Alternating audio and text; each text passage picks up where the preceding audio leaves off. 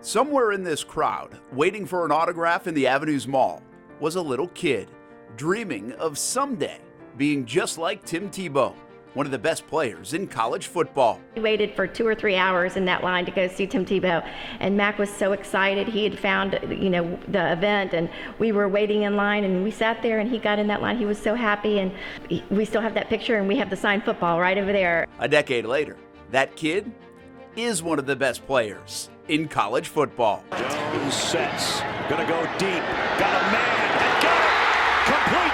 His name is Mac Jones, and before he was big-time Mac, he was Little Mac. When we would go to camps, I think he would do well, but just as the way the football world operates, you go to a camp and Mac is, at that point, 5'7" and 145 pounds, and there's some kid that's the same age that's 6'4" and 230, the coaches just go, well, who's the kid that's 6'4"? It feels like Mac Jones came out of nowhere to be one of the best players in the country on the best team in the country. But he was always pretty good. He started when he was 5 years old. And when he started, he was really good. I mean, he was throwing touchdowns when he was tiny little guy. There was a whole period of his life where he was good from the beginning. From the Jacksonville Pop Warner Fields to the Bolles School, where he played for the legendary Corky Rogers. Playing for Coach Rogers was instrumental kind of in his own development. He was a great coach, and he's kind of the same mold as Coach Saban. They're very kind of historically very strict, stern, and this is the way we're going to do things at our school. Jones was committed to Kentucky originally, then changed to Alabama, a head-scratcher to many.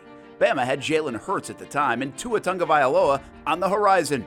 Few thought Mac would even get much of a chance to play, but he did when Tua got injured last year. And Mac Jones going downtown here on the first play to Judy, and there he goes. One of his starts last season was the Iron Bowl, a rivalry game against Auburn. I would think the butterflies are about the size of the new War Eagle 8 Oreo. Also that week, word started to spread that Mac's high school coach, Corky Rogers, was not doing well. Now retired, the legend's health was declining. That Saturday afternoon in Auburn, Alabama, Mac Jones threw for 335 yards and 4 touchdowns. Corner of the end zone, Waddle, touchdown. But he also threw 2 pick sixes. It is intercepted on the fly. Smoke Monday. And Auburn beat Alabama. After the game, he said, I just feel terrible. I feel like I let Corky down. In February, Rogers passed away. This summer, with a chance to be Alabama's starting quarterback, Mac Jones, in the middle of a pandemic, worked his tail off. All summer, he went through all the game books from last year, studied them all summer. He basically didn't even come out of his apartment. He had tabbed them, he labeled them, he went through every single play. He was calling all of his former football mentors, asking them for their advice. He put in extra time. Gotta believe that Auburn game was highlighted. Just a few weeks ago, Mac and Alabama beat the Tigers. Jones wide open. Devontae Smith will cruise. Alabama touchdown. He threw for 302 yards and 5 touchdowns and no interceptions. He was successful with Auburn, and it was the anniversary of that. The pictures of Corky came up on Facebook, and I showed it to him, and he said he just looked at me and he smiled. So I think that he felt that he made good with that victory in his heart for Coach Rogers. If Mac wins the Heisman Trophy, that Auburn game will be one of the reasons why.